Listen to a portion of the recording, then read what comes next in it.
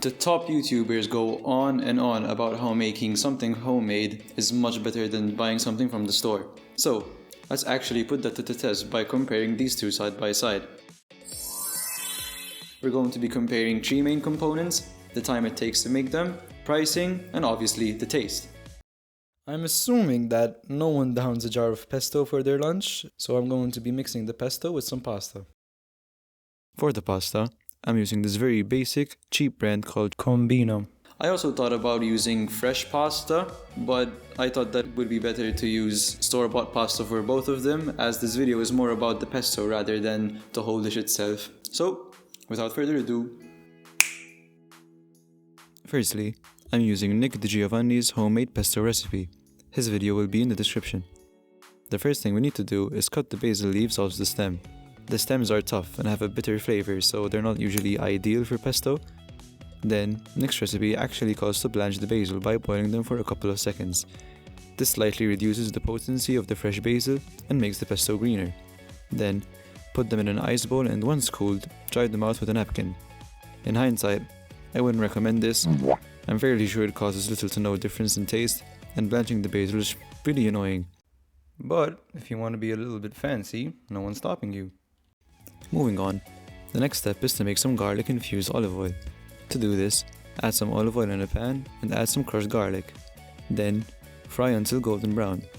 Reserve the garlic and the olive oil as both will be used in the pesto.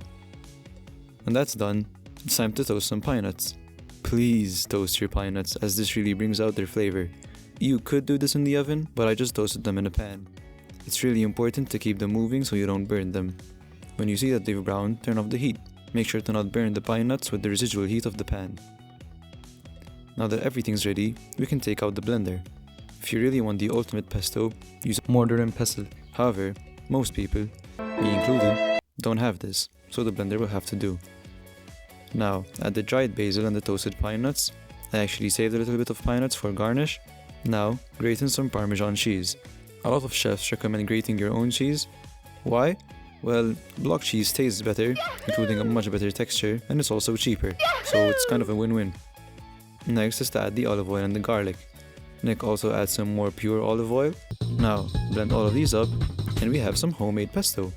Pretty easy, right? Looks-wise, there wasn't much difference. The homemade pesto had a pretty intense smell, but the store-bought one virtually smelled like nothing. We weighed out equal amounts of boiled pasta and pesto each. I would usually cook the pesto with the pasta, but for fairness sakes I didn't, so that the two dishes could be as equal as possible. I just added the raw pesto to the bowl, some pepper, and mixed. In terms of time, it's basically the same. Yes, you have to spend time making the pesto yourself, but then you have a whole jar which can be used at any time. And honestly, the homemade pesto could be done while the water boils and the pasta cooks.